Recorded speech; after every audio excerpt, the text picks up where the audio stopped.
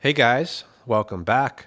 So today, I'm working on this 2500 watt Fairbanks Ward generator. This one, I believe, was made in the early to mid 1980s, and I've never seen anything like this before. It is pretty unique. Anyway, this one was given to the channel by Kyle. He got it from a friend who was cleaning out his garage, so I really don't know much about this machine. Anyway, the engine seems to be in fairly good shape. It is a 5-horse Flathead Kawasaki engine. I've already pulled it over, and it rotates pretty smooth and actually has really good compression. So I don't think we're going to have an issue getting this engine running, as long as we have spark and fuel. Spark, I don't know if we have. Fuel, well, we have it. Unfortunately, it's really old. I can smell it from across the room. And, I'd say it's been in here for a very long time. You actually can't see it because it is so dark. There's pretty much no reflection of the bottom of the tank. So, yeah, that is an issue, especially since this carburetor has no bowl. It needs the fuel tank to work. So, without a tank, we don't have a carburetor. And, yeah, so we're going to have to spend some time cleaning that up. Now, I don't want to go crazy trying to fix this tank and rebuild the carburetor without even knowing if the engine runs or if the generator makes power. So I think the first move here is to get this thing running on carb spray just long enough to validate that, yes, the engine's good and we're making power. But I don't want to do that with this tank and carb installed, because the carb, if the pump still works on the diaphragm, is going to try to pump some of that sludge up and completely trash the carburetor if it's not already. So I say we just get the airbox off, the carb, the tank off. We'll set that aside, and for the initial testing, we're going to have to use starting fluid and just try to keep it going long enough to see if we have any power. So let me get you set up a little bit better and get going on this. So we'll start by getting the airbox off. I will say it's pretty rare to see a Kawasaki on a portable generator. I've only seen it once before, and that was on that old Generac we worked on, that tiny little Generac. Yeah, and this filter needs to be replaced. That's what happens to foam filters when they get old. They just kind of turn to dust. I do have to be really careful taking this apart. The parts for this engine are far and few, so don't want to break anything because I might not be able to replace it.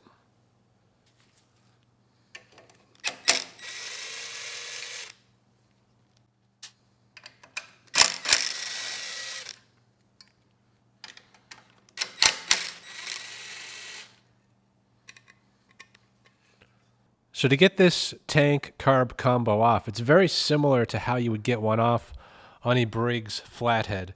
We have a bolt right there, which is attached to a bracket supporting the tank. And then we just have these two nuts up here holding the carburetor on. So once that's all removed, theoretically we should be free. I think the only exception here is the governor rod. So, once we're free, I think we need to tilt the tank that way. We should be able to get this out of this right here, and this whole assembly should just come right out.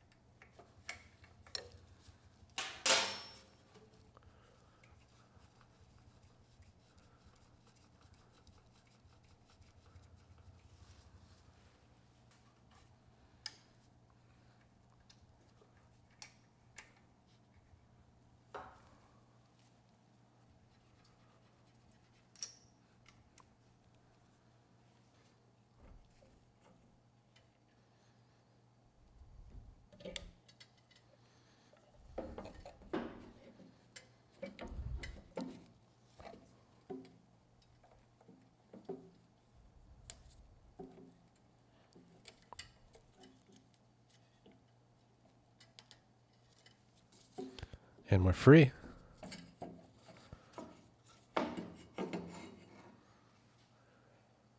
I was worried there for a second. I didn't think I was going to be able to pivot the tank in the direction I needed because this rail was kind of in the way, but it did just kind of fit in there and we got the tank off.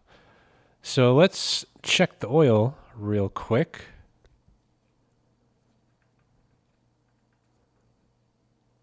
And yeah, it's actually overfilled with oil. So let me suck a little bit of that out before trying to start it.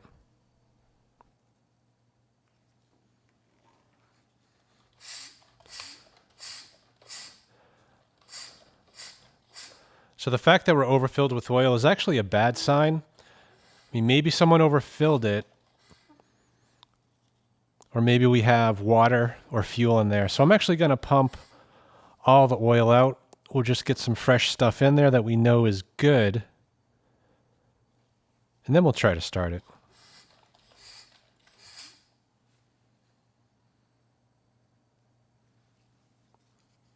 Yeah, the oil actually smells like varnish. So there is old fuel in that oil for sure.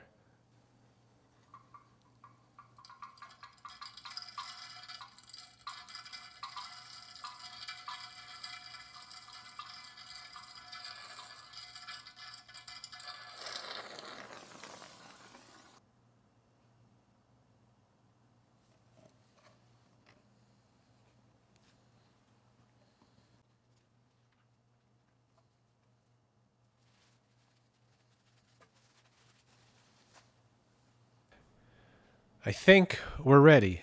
So I've got a light plugged in and turned on, and this generator, most likely the voltage is based on the engine speed. So if I over rev the engine by feeding it too much fuel, we might blow the light.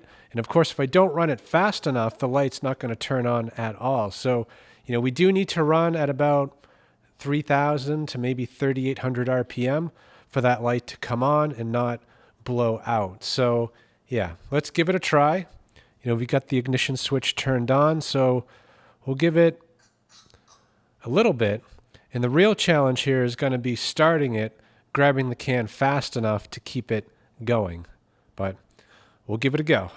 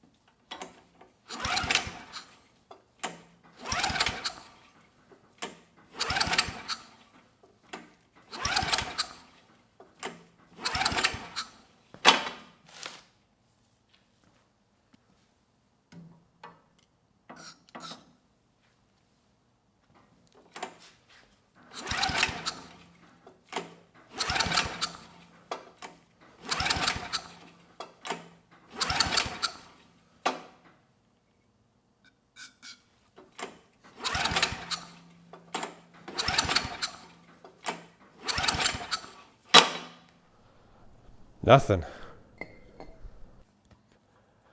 We got nothing from the engine, so I'm going to double check the spark real quick. Make sure we have it.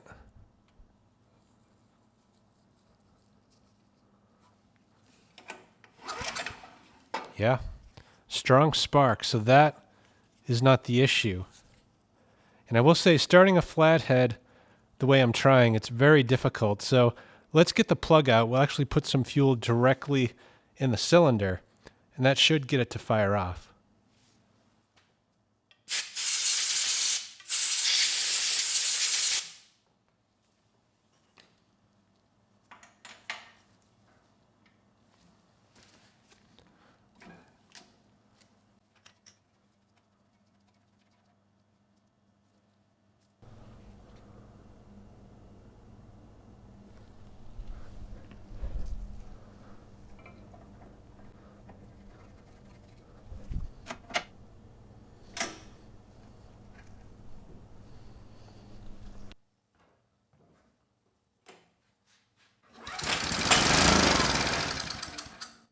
Nice.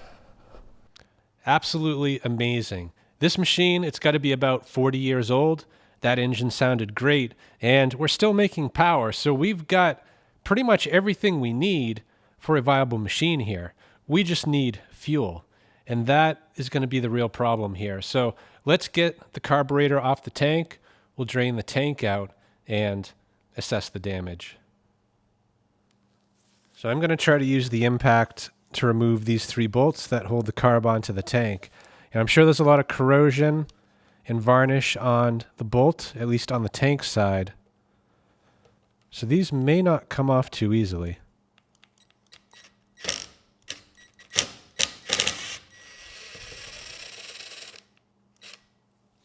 Okay, good. We've got one of them.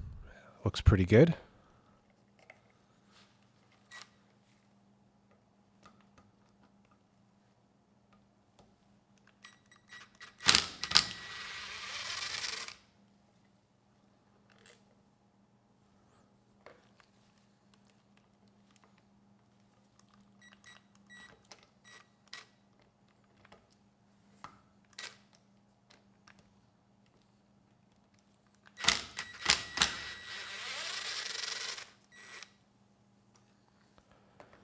So I'm really banking on the stuff in here being ethanol free, in which case a lot of this is probably varnish instead of rust. At least that's my hope.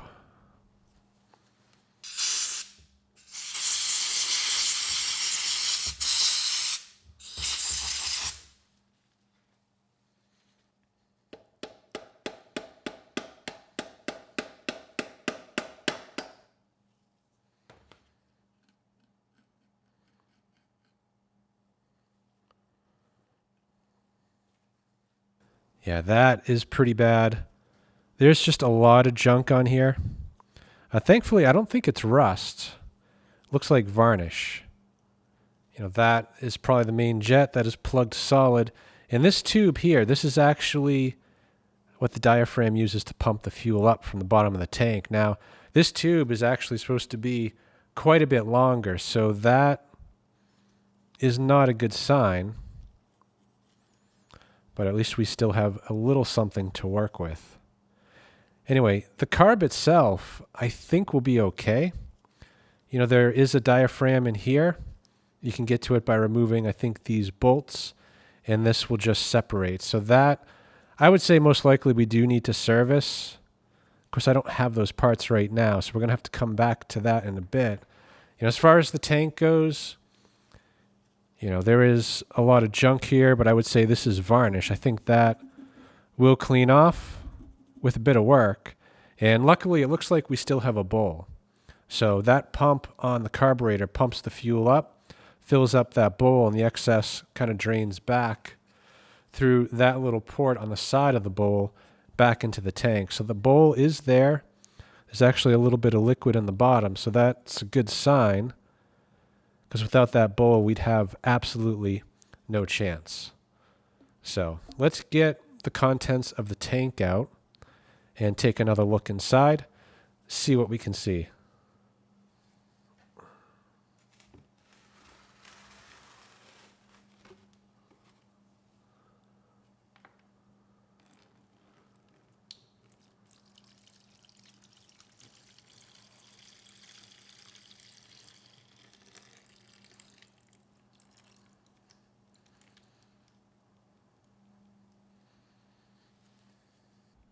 Yeah, it's really hard to get a good view with this camera, so I'm actually going to stick the borescope in there in a minute so we can see to the full extent how bad the damage is. But from what I can see, it's not good. This is going to require a lot of time and effort to clean up. And the carb, also not great. I'd say this has a bit of a better chance than the tank. You know, but that pickup tube being rotted off like that could be the main showstopper on the carburetor. Anyway, let's get this old nasty fuel out of the way. We'll get the borescope out and take a better look inside that tank.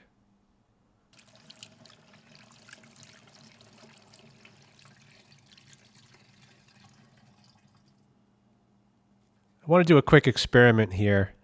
I already sprayed a little bit of WD-40 in this top right corner, and I always use WD-40 for cleaning up oily messes.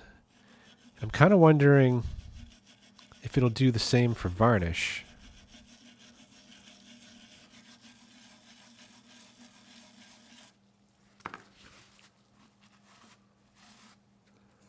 Yeah, that's actually not half bad. So, yeah, it might make sense to actually buy a large container of WD-40, the kind you can just pour into something like this and just let it sit for a week or two. You know, add some nuts and bolts, shake it around, which kind of will simulate what I'm doing here with the brush. And that might be what we need to get this tank back in shape.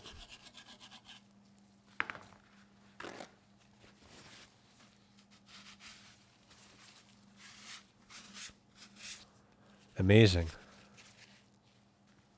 All right, let's take a quick look in this tank. Right now we have the bottom facing camera on, and we are looking pretty much straight down. On the top right of the screen, I see what appears to be the remains of that broken tube. And on the bottom, and again, I don't think that's rust. I mean, certainly there is some there, but I think a majority of what we're looking at is actually varnish. So that does have a chance of cleaning up. So let's stop recording for a second. We'll switch to the side camera and get a look down the length of the tank. So right now we're kind of looking up, and that right there is the underside of the bowl. You can see the holes right there. So the top side of the tank actually doesn't look that bad. You know, I don't think there was a ton of moisture in here. I think this was just really bad old fuel. So, given the result of this little WD-40 experiment, I'm thinking we just start there. You know, I don't have a big can we can pour in, but I do have this spray can. So, at least for tonight, I'm going to empty out what I have. We'll let it start breaking that up.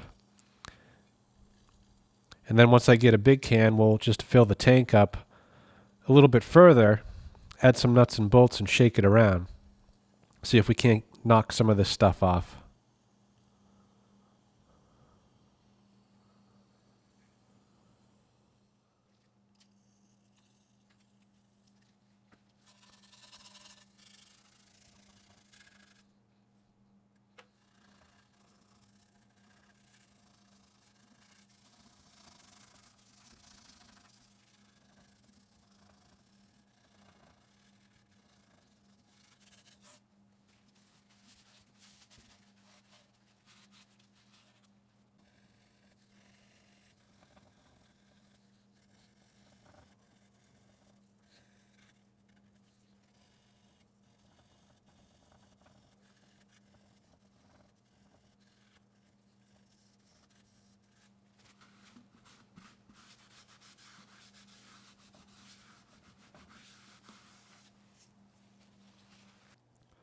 So it's been just about 24 hours and haven't done anything other than put the WD-40 in there.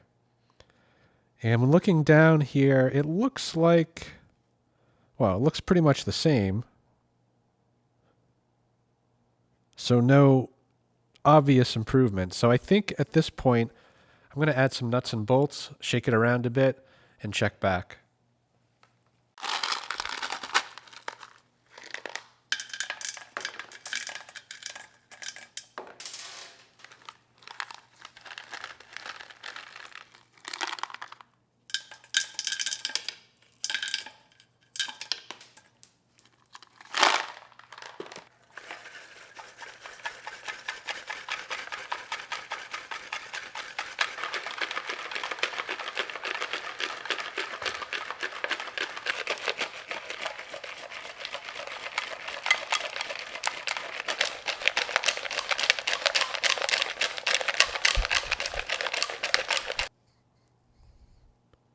Yeah, I don't see any huge difference here. Let me just tilt it so we can see the bottom.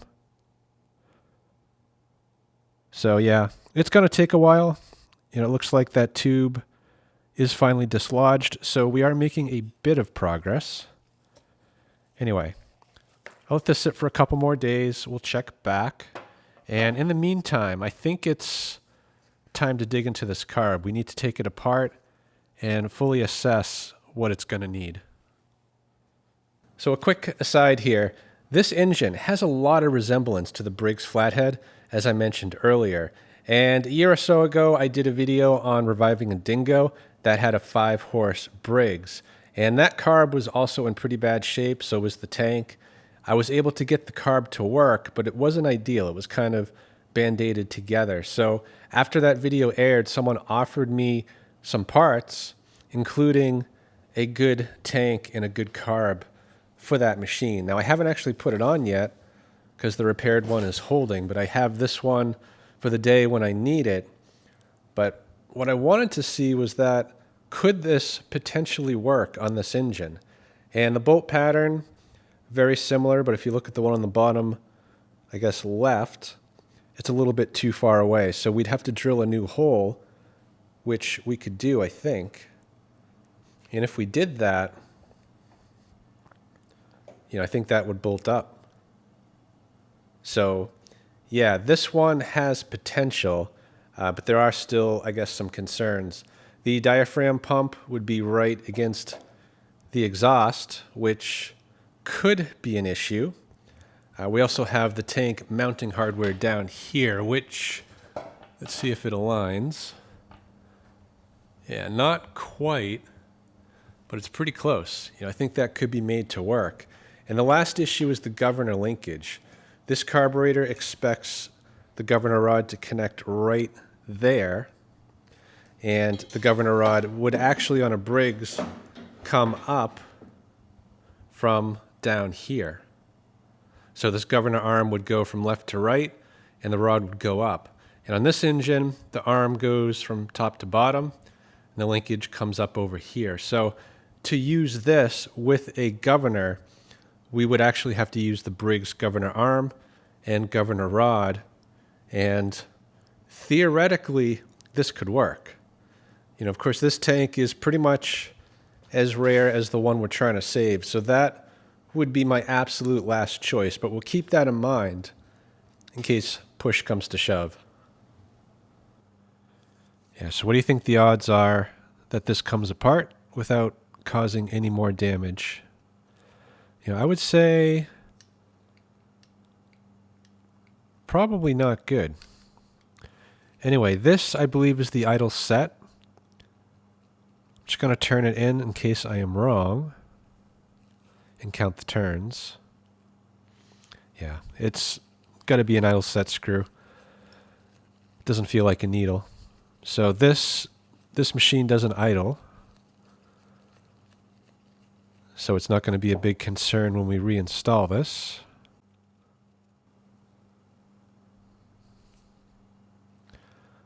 Yeah, interesting. Kind of looks like a needle, but I don't think it is.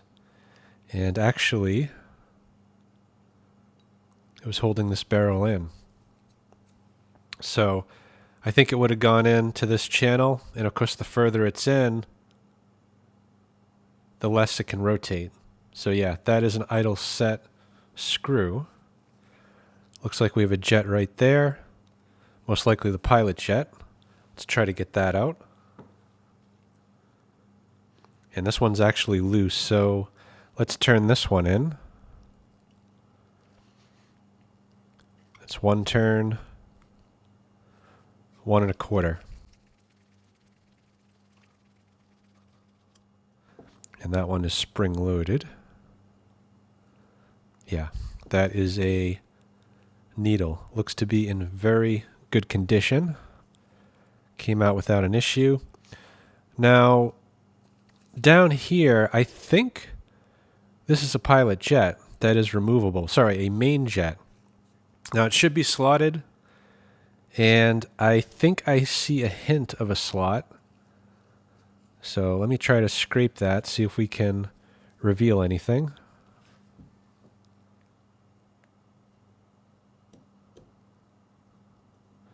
Actually, let me wire wheel that to clean some of that off.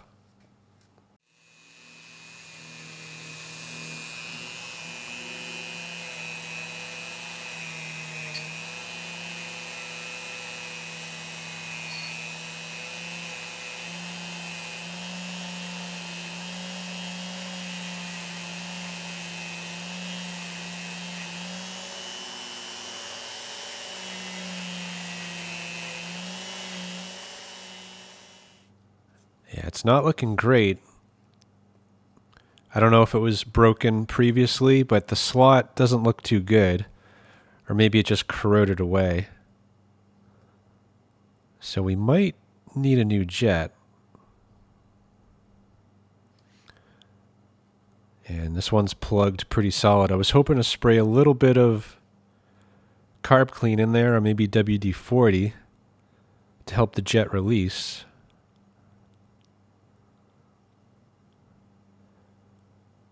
So I'm going to pick at this for a few minutes, see if I can get through the blockage.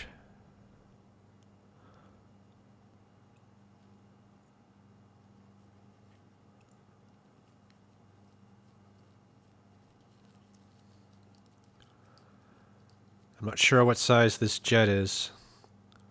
So I grabbed a fairly small drill bit, number 75, which I think this originally would have been larger than.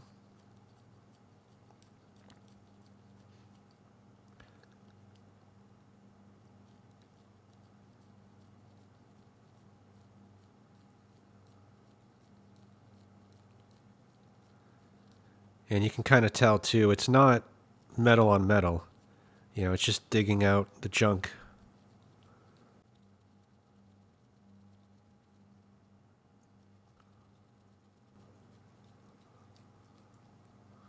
And we're through.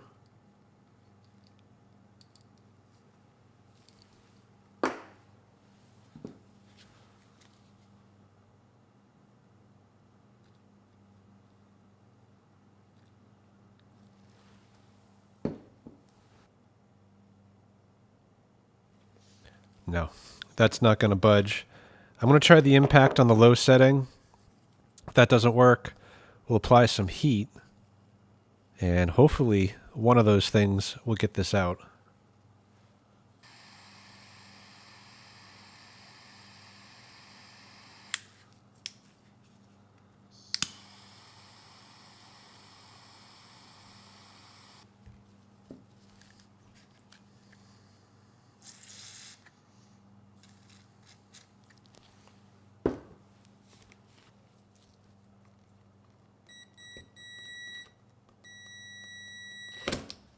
Nope. Doesn't have a good bite. I don't think there's enough left to do this without causing more damage. So let me go back to just using a screwdriver, maybe a little bit more heat.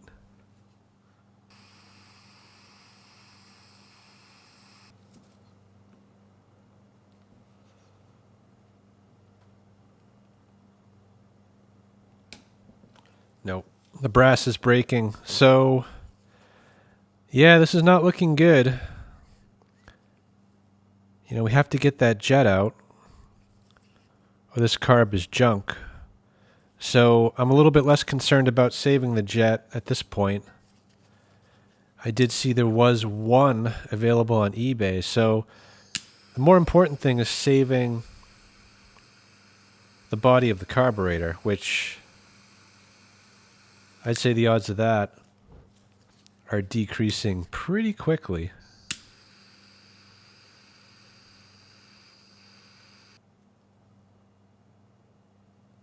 Nope.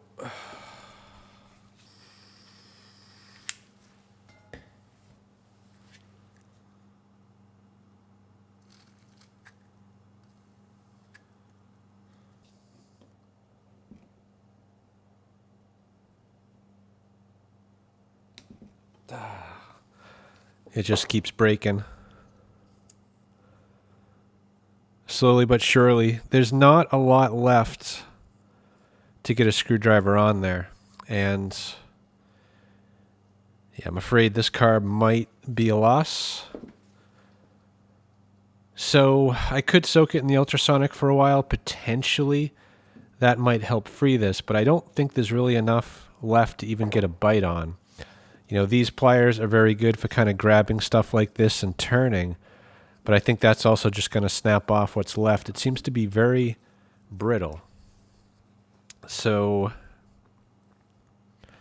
yeah, if that fully breaks off, so there's nothing left, you know, we could try an easy out, but I don't think it's going to be too easy. But yeah, let's do a little bit more heat. We'll try the pliers and cross our fingers. Hope for the best.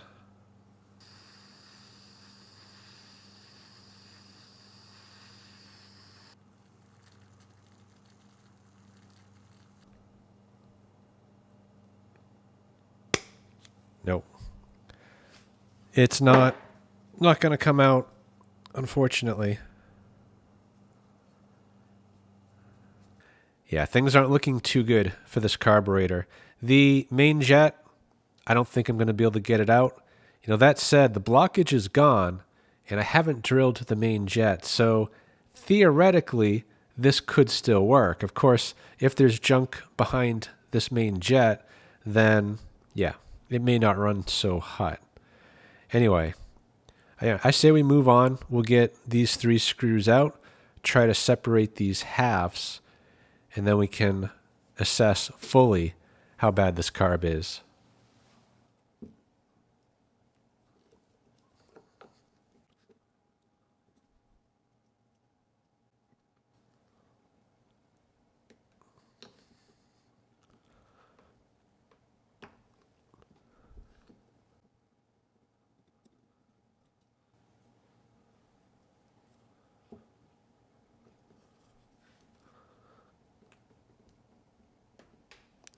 Ooh, that one's in there.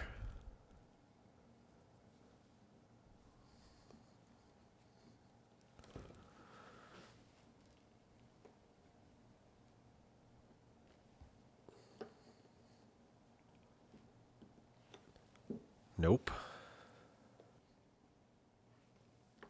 There we go.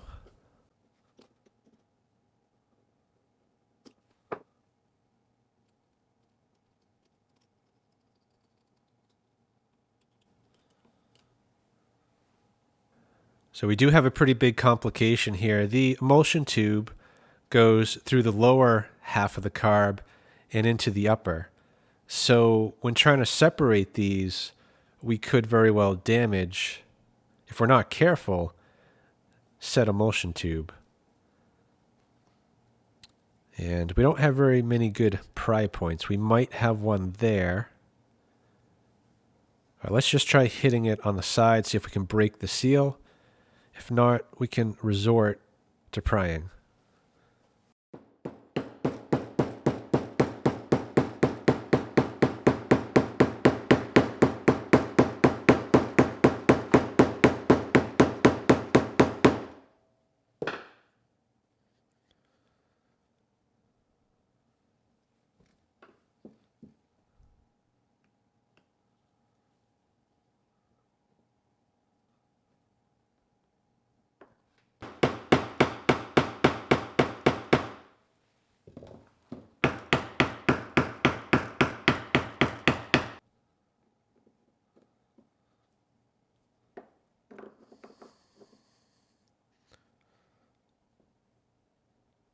Nope. I think if we thread this screw in, we can tap on that because it threads onto the bottom piece. Just tap it lightly, and we'll try some of these different points, and hopefully the seal will break free.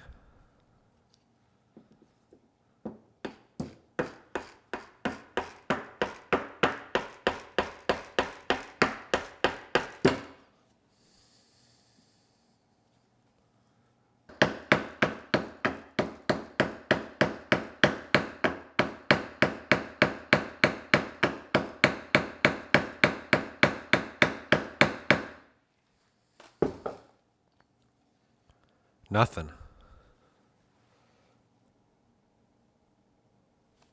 Nope. So these gaskets really have this glued together, and they've been on here for so long that they're just not letting go. So I'm going to drop this whole thing in the ultrasonic like this.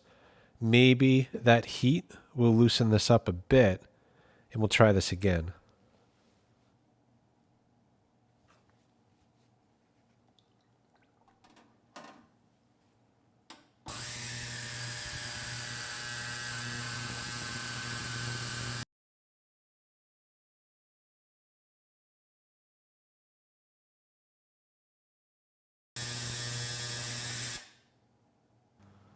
So the carb's been in the ultrasonic for about an hour, and surprisingly, the tube is cleaning up pretty well. So that gives me a bit of hope. Anyway, the paint, yeah, it seems to be washing off. Not a big deal. I think the bigger issue is this gasket. Can we get it apart? Let's find out.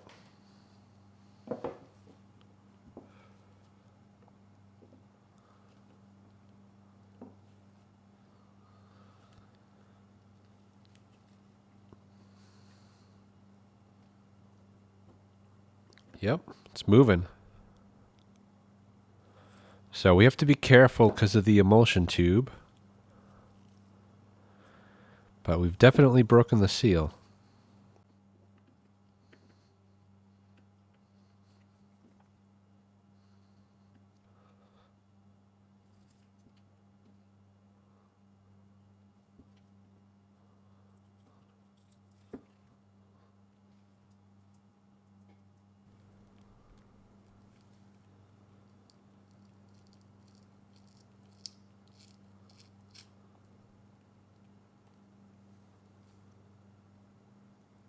Well, the good news is the carb body looks to be in very good shape, but yeah, the diaphragm, not so much.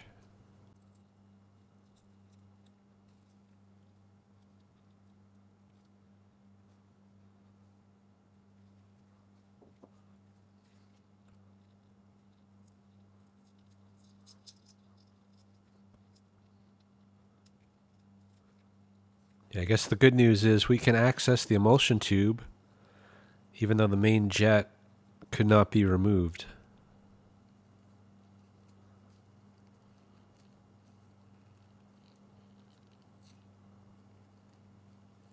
So things are looking pretty good. I've been spraying in all these ports to make sure there's nothing blocked, and for the most part there's not, although one of those passages there might be, so we're going to have to look into that a bit. You know, unfortunately the carb spray, it is taking the paint right off. So, yeah, not a big deal. I'd rather have a carb that works than red paint. So I'm going to soak this for a bit longer, you know, just to get the loose paint off and hopefully loosen up what's left of that gasket. And then I think we might have a viable carb. Yeah, I guess we'll find out. Carb cleaned up really well, and I spent some time, removed all the old gasket material. So things are looking pretty good. I mean, I double checked all these passages with carburetor spray. Everything flows without issue. The only exception, I guess, is that one right there. And from what I can tell, that was never drilled out. So I don't think we have an issue there. You know, as far as the bottom half goes, it's in okay shape. You know, that jet isn't ideal, but it should work. And the tube is actually clear. There is no debris inside and no holes or cracks in it. So it should work. And I think this 3/16 fuel line can just be added to extend the tube down into the tank, and we'll have a filter to keep all the junk out. So all we need is a gasket kit, and I have one ordered up. It should be here in a couple weeks, which is fine. We're going to need that time to finish the tank. So I guess before switching gears and moving off the carb, there are two things I want to do here. I want to get the parts back in, at least on the top, that we took out, so we don't lose any of them. And this tube is pretty weak at the bottom where it rotted off. So I actually want to cut it to right about there, where the tube seems to be in good shape. The big concern here is that the fuel filter is in the tank, and if anything breaks off in the tube, there's no filter to catch it, and it's going to clog things up. So I think it would be good preventative maintenance to just chop off the rot and move on.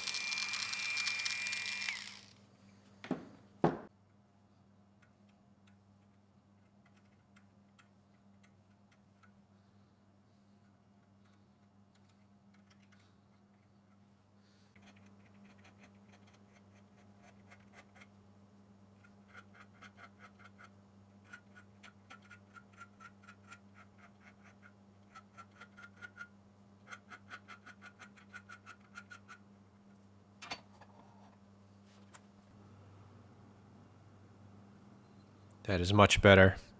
So that should hold for quite a while, I would think. So let's just get some of this stuff back in. So we're starting here with the needle and the spring.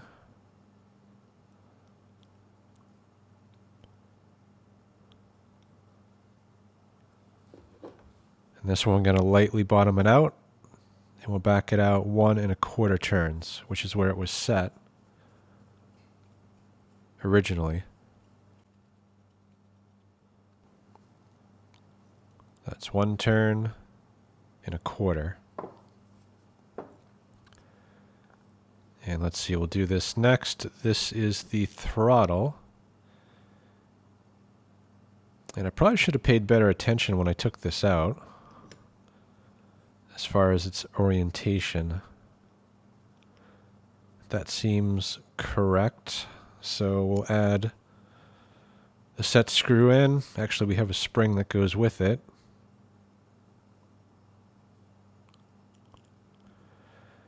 And this was driven almost all the way in. This actually doesn't idle, so you don't need to drive it in that far. Just enough to put a little tension on that spring so that that screw doesn't back out and get lost. And that's pretty much it for now. I'm going to stick this somewhere safe, and when the gasket kit comes, we'll finish it up, and hopefully by that time the tank will also be done. Well, there's not much I can do at the moment. I'm waiting for the gasket kit to get that carb fully rebuilt, and of course the tank needs more time. So while waiting for those things, let's get this machine cleaned up a bit.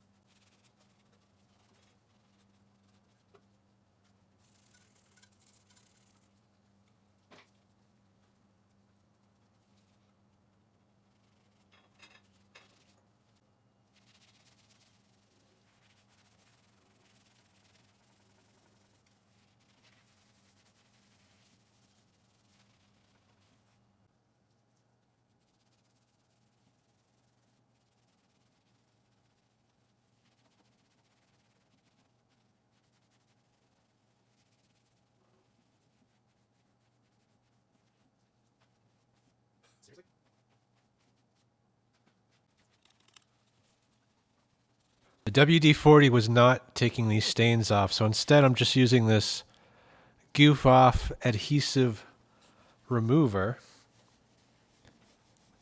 and it seems to be doing a pretty good job without taking any paint off.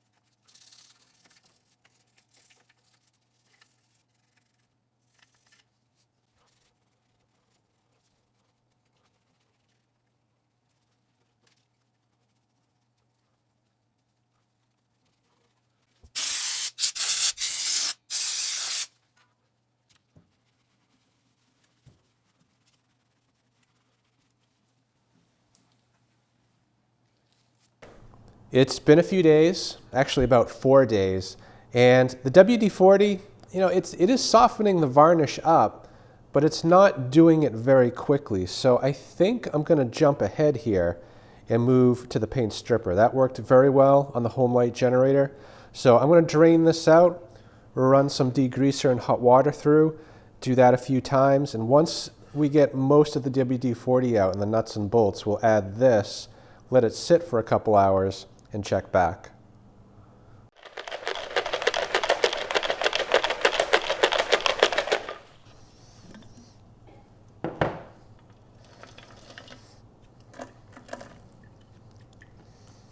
It's definitely working though. I mean, that is a lot of varnish coming out.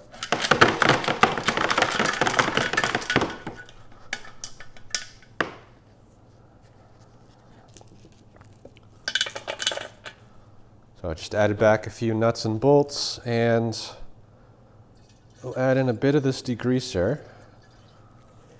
And this is some nice hot water.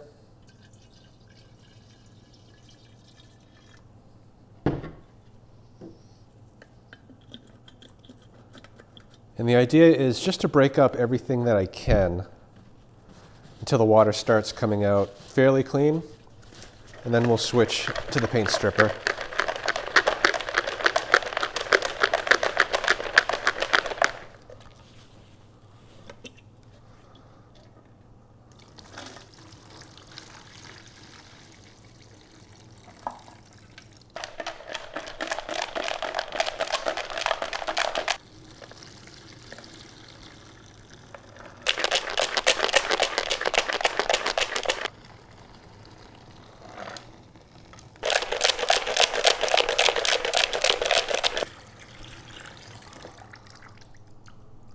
And you can see the bowl cleaned up really well with the WD-40.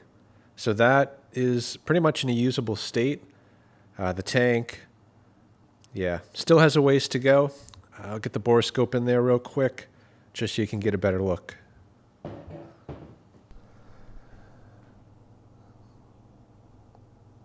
And you can see it's still not looking great.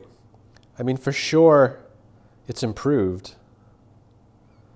But yeah, it's going to need something more than just WD-40. And this is the stuff here I'm going to use. This is for removing paint, but it does say the Ultimate Paint and Varnish Remover. And I can attest, it does remove varnish, including that found in a tank. So we'll put that in. It is going to take a few hours, but it should work pretty quickly compared to the WD-40.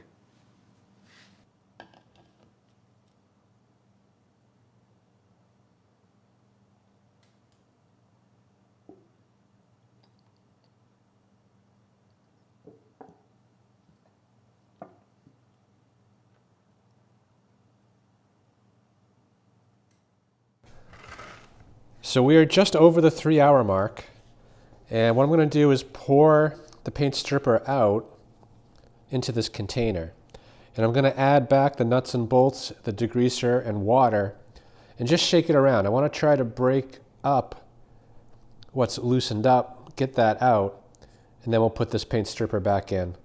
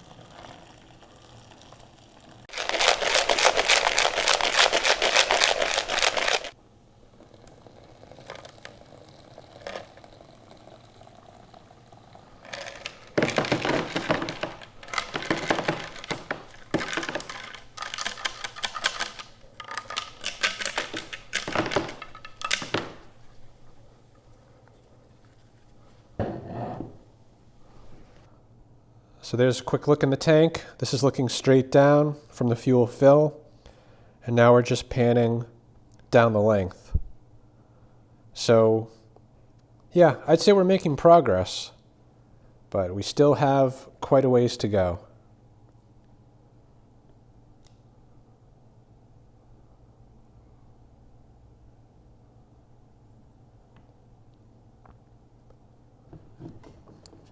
All right, let's take a look how we're making out.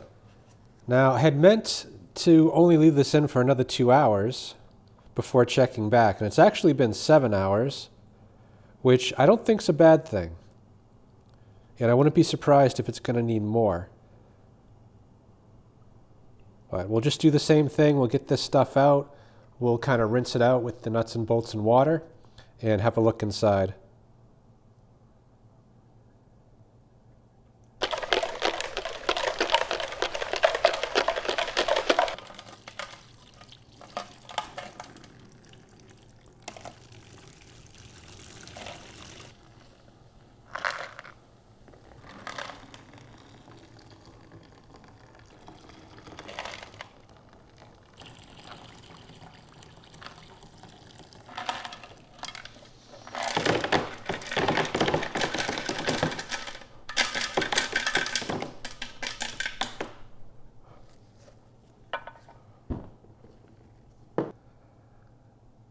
So it's been a total of 9 hours, and I mean, things are greatly improved. I still wouldn't call it great.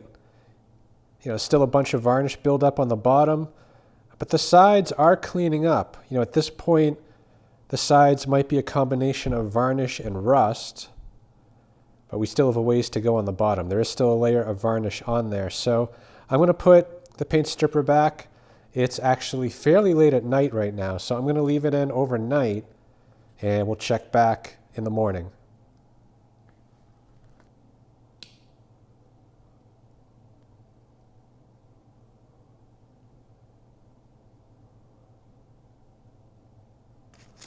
It's been another 10 hours, and I should probably put some tape on here so I don't take the paint off,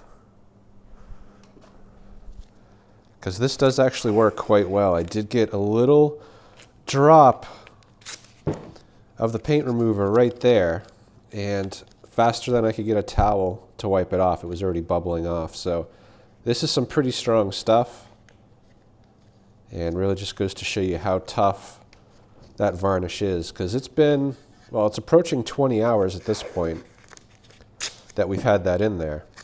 And we're making huge progress. And most likely we're at the point now where we can put some evaporust in. You know, we might have to alternate between the two. So I'm not going to show this all in quite as much detail as I have been. It's really just the same thing over and over again until the tank is clean enough to put back into service, or we spring a leak.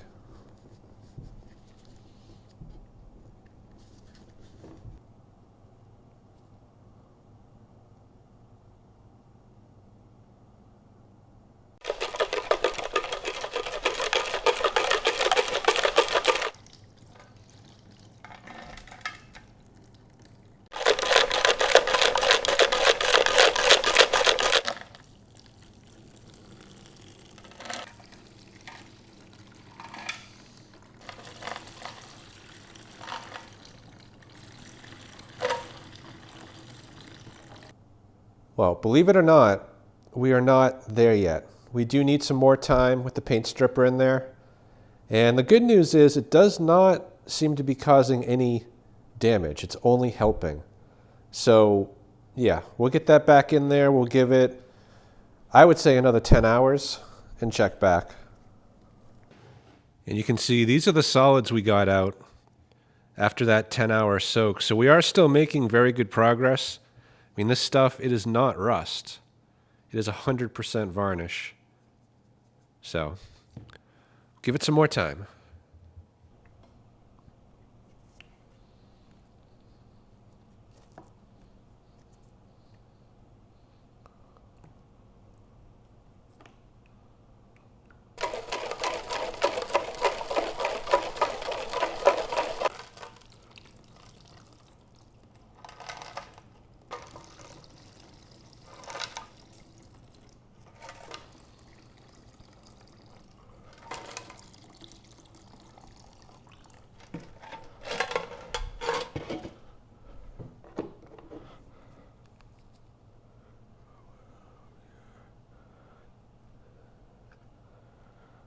Wow. We are just about there. It's been another 12 hours, and we're coming up to the 36-hour mark. Now, the progress, it has been pretty slow, but we have been making progress. Anyway, the last 12 hours have been very fruitful because if you look now at the bottom of the tank, you can see a large amount of that varnish has cleaned off, and we're left with what appears to be rust-free metal. So that is very good news. You know, this tank, if there was any doubt as to its viability, I'd say that doubt is gone. You know, if I give this another 12 hours, maybe 24 hours, I'd say all that varnish will be gone. We'll then put in a bit of evaporust, clean up the sides, and I dare say the tank will be done.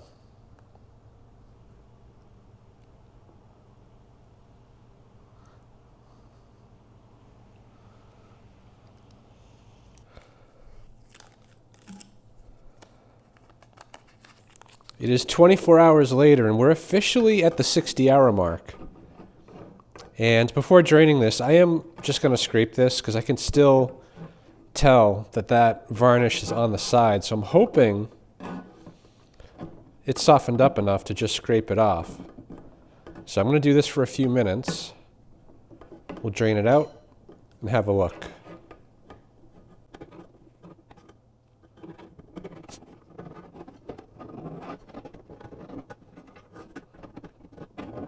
And this is definitely working. You know, I can feel where the varnish is.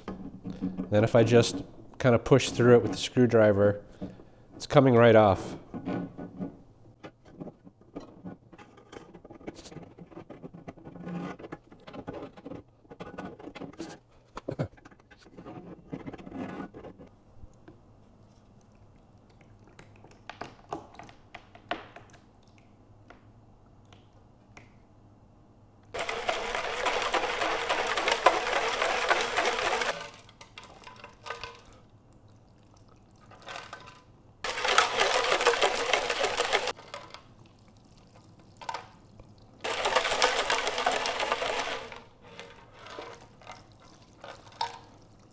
I'm going to go out on a limb here and say that we are most likely done, at least with the paint stripper. And yeah, this looks really nice. The bottom of the tank is, I would say, mostly varnish free. You know, I can see in the far corners there's a touch, just a hint of varnish left. You know, otherwise things are looking pretty good. You know, actually we are starting to develop a little bit of rust on the bottom, and I think all this brown on the sides is just rust. So I think we're at the point now where we can change gears. I'm going to get some evaporust in there. We'll let it soak for a bit and check back.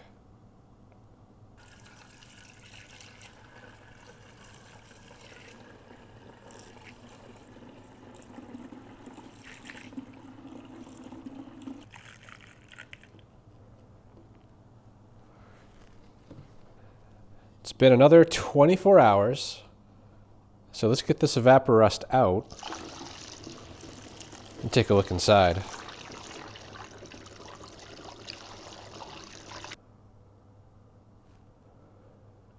Pretty impressive. So the evaporust did a great job removing the rust from the sides of the tank. And of course the varnish is gone and we're not leaking. So this tank, although still not perfect, it is 1,000 times better than where we started. I mean, this thing back in the beginning was a disaster. And now, yeah, not too bad. This tank should be fine. So I think it's time to move on. You know, we'll get that carb back together, get it bolted back onto the tank, and try it out. It's been a few weeks, but the kit that I've been waiting for has finally arrived. Now, this is an aftermarket kit. I ordered it from Amazon. It was only $4 plus about $4 shipping. And it was the only kit I could find that had all the gaskets we need.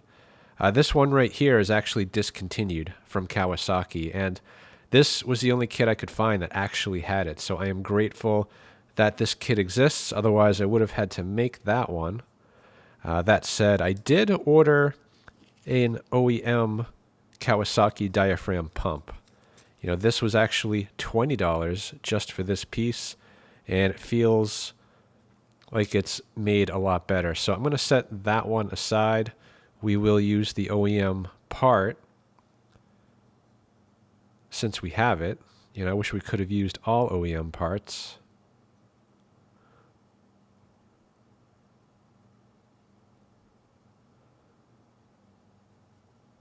Then we put the gasket on top. Should go like that.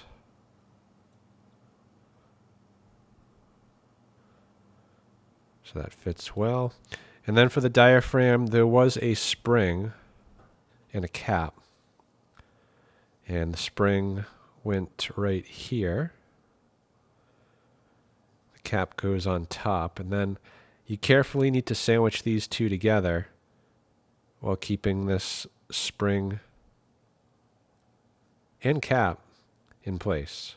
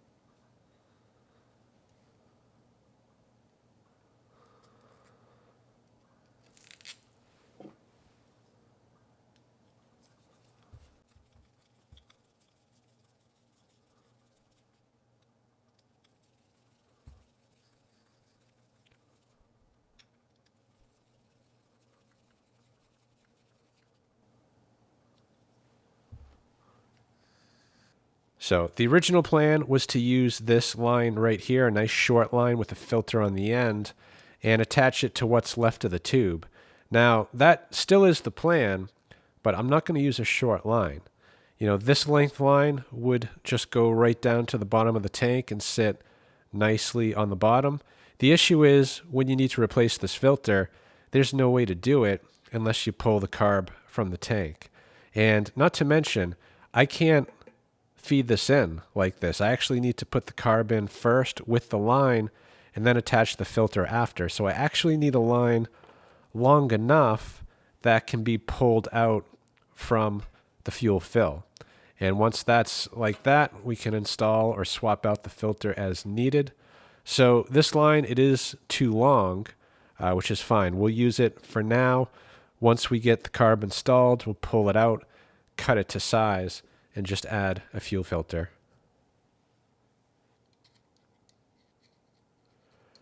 I'm debating whether I want to add oil to this or not.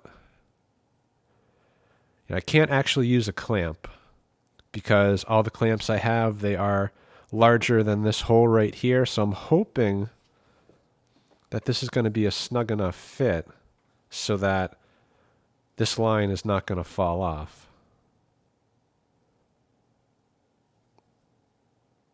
And it is pretty snug, so yeah, I don't think we're going to have any issues with this line coming off.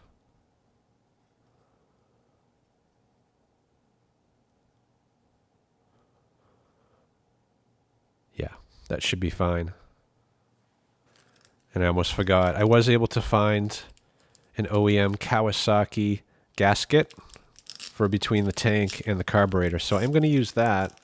You know, even though the clone one looks to be decent quality, again, I'd rather stick with OEM when possible.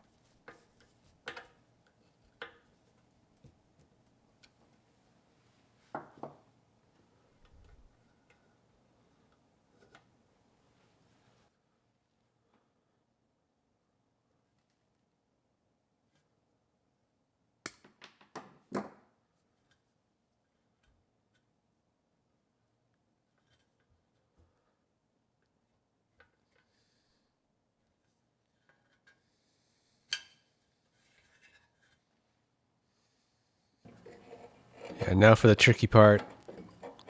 This might take a while, but the idea is I need to get the anti-surge spring on first and then the governor rod.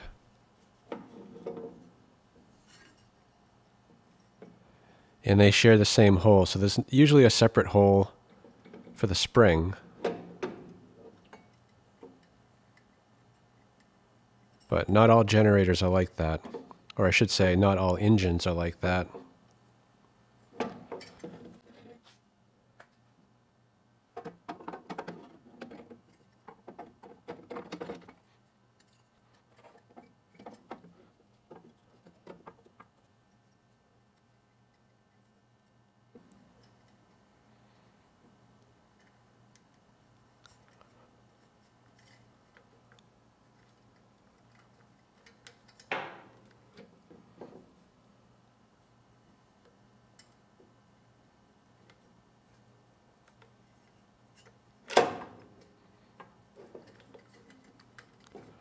Got it.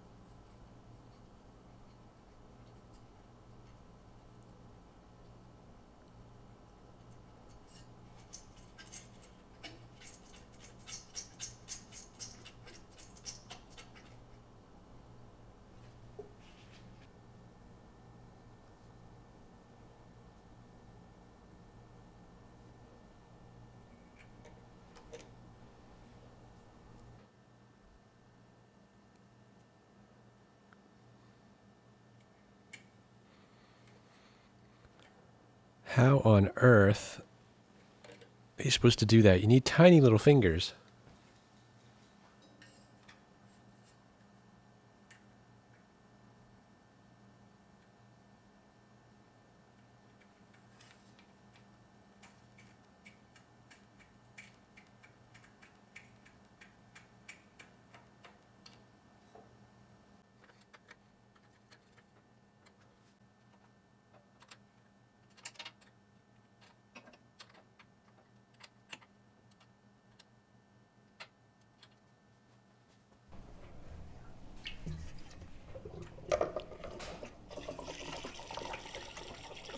This is ethanol-free fuel.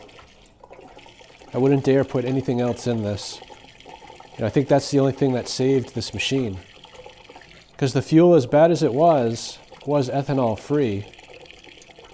If there had been ethanol in there, there'd be absolutely nothing left of this tank to save. So, they actually don't sell this in my county. This was dropped off by Dave, a local subscriber who does have access to it. So thank you, Dave, for that. I appreciate it. So what do you think? Is it going to work? I hope so, because there is no plan B. This is the only option as far as the carburetor and the tank go. So right now the bowl is dry. You know, assuming the pump's working, I will have to pull it over a few times for it to fill up. And at that point, hopefully it kicks off.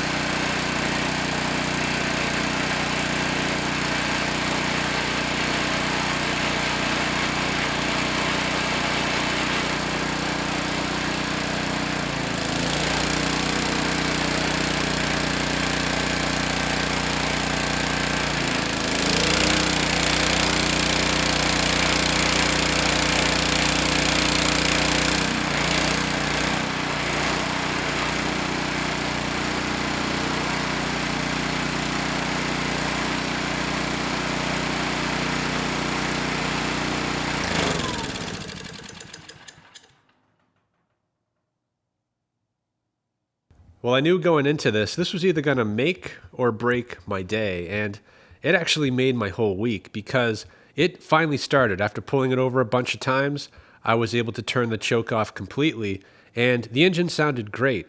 That carburetor was providing the right amount of fuel. There was no surging, no black smoke. So I think we're good as far as the carb and the engine goes. You know, of course, we're making power, and it could pull 1,500 watts. So I would say we're out of the woods on this one. So let's finish it up. We'll get the airbox back on, make up a new filter, and then we'll get this back outside. We'll do some load tests and check the power quality. So I've got the airbox all cleaned up, just used a bit of WD-40 and some Scotch-Brite. You know, as far as this metal insert goes, I'm thinking we'll just wire wheel it a bit, get all that loose foam off, and then the filter itself, yeah, not very good, but I do have a couple other foam filters that might work. And I'm thinking this is going to be the better one because it's the right width. So I think we only need to cut it to length and we should be good.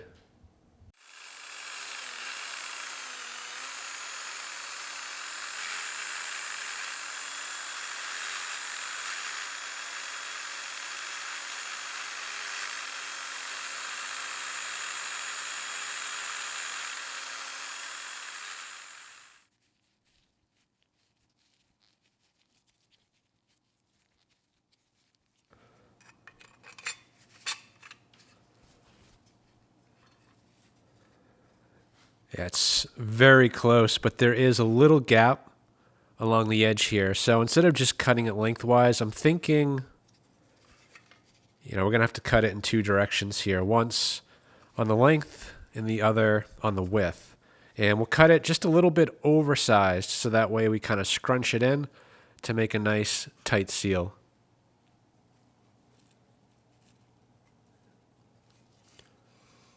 So I think right along there.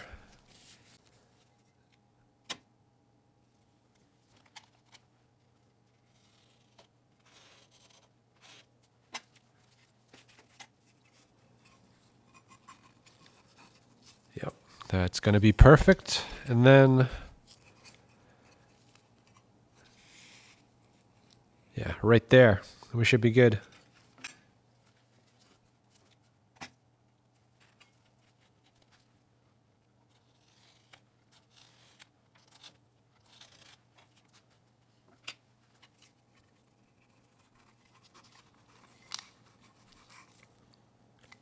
Perfect.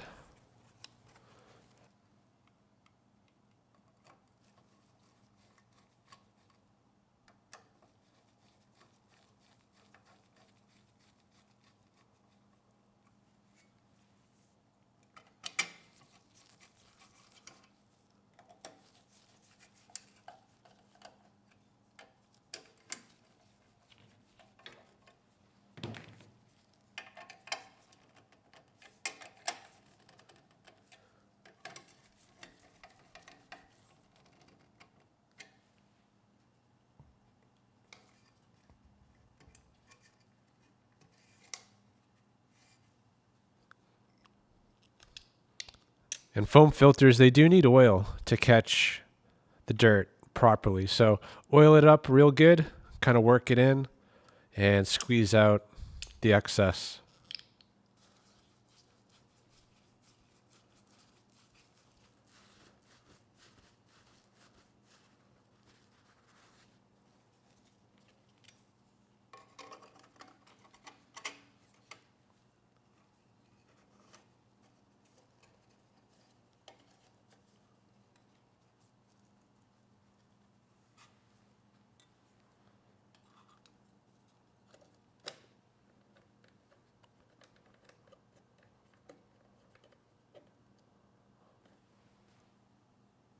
It is the next day. The engine is cold, and it's actually right at freezing outside. So this is going to be a good cold start attempt. Now, this is only rated at 2,500 watts, so that is really the max we should try to pull out of it.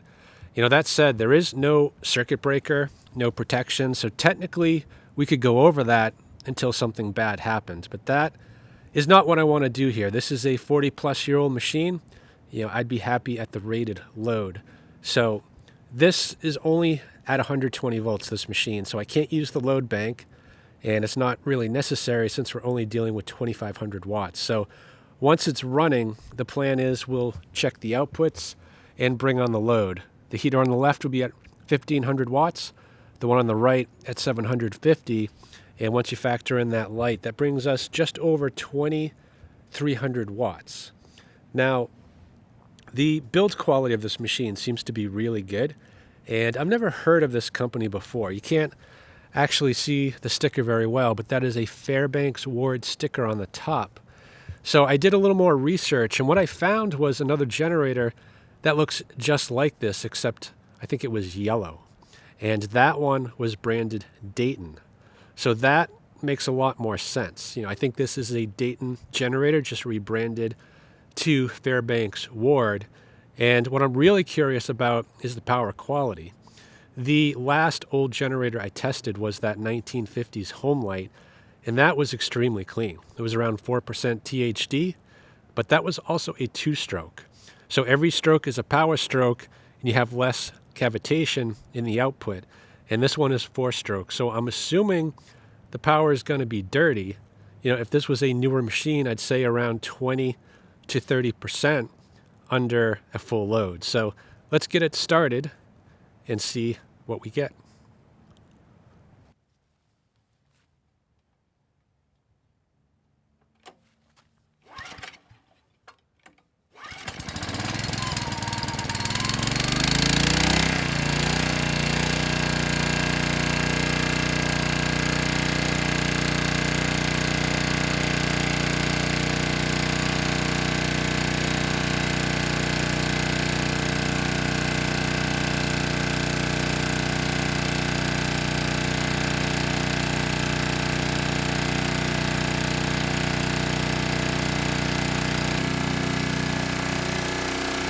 Sine wave looks pretty decent.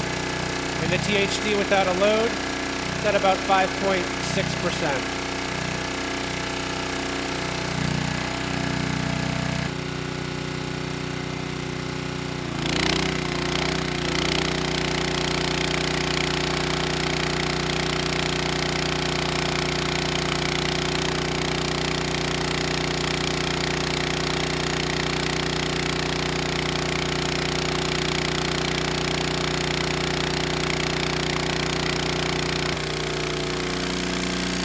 Sine wave continues to look pretty good, and THD came up a bit to 8.5%.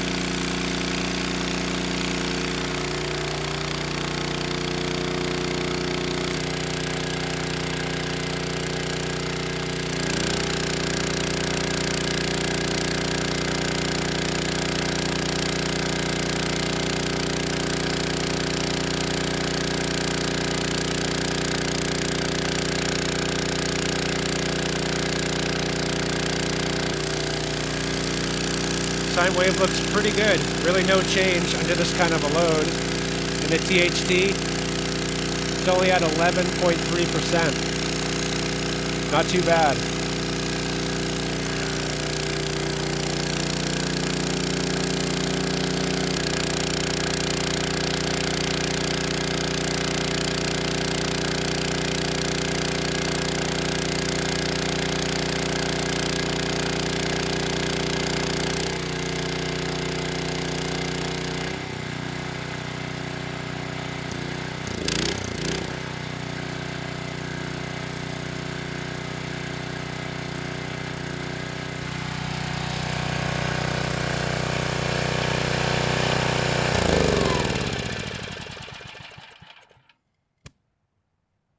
I've got to admit, I didn't give this one much chance. When I saw the condition of the tank and the carburetor and the complete lack of information on this brand, never mind the model, and the complete unavailability of parts.